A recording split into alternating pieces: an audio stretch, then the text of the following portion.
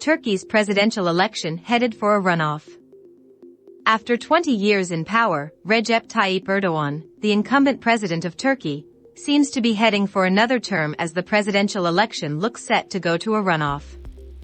Both Erdogan and his contender, Kemal Kilicdaroglu, are adamant that they have victory within their grasp.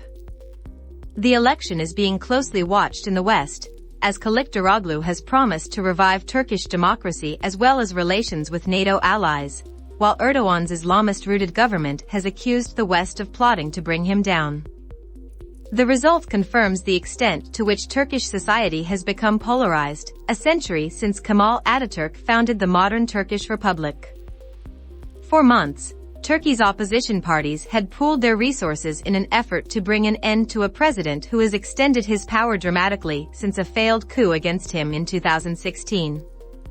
Kilicdaroglu's message of scrapping the president's excessive powers has struck a chord with voters, who are also grappling with a cost of living crisis and 44% inflation due to Erdogan's unorthodox economic policies.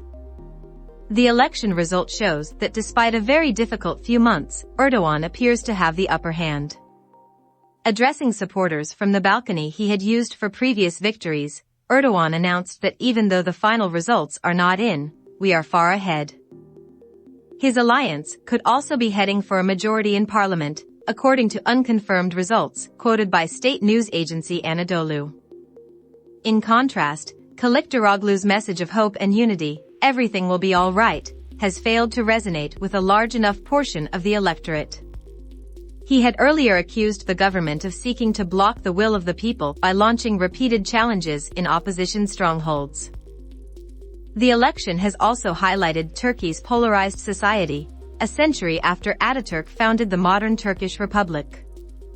Erdogan chose to make a symbolic statement to his conservative and nationalist support base by making a campaign speech at Hagia Sophia in Istanbul, a former Orthodox cathedral turned mosque by Erdogan in 2020.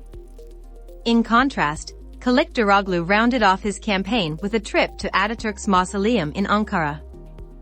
With a runoff expected in 2 weeks, the future of the 5% of votes that went to the third candidate, ultranationalist Sinan Ogan, is uncertain. Ogan will be courted by both leaders, but it is far from certain that the first-round voters he attracted will endorse either candidate. The outcome of the runoff will determine whether Kilicdaroglu's promise of reviving Turkish democracy and relations with NATO allies or Erdogan's authoritarian rule and unorthodox economic policies will shape Turkey's future.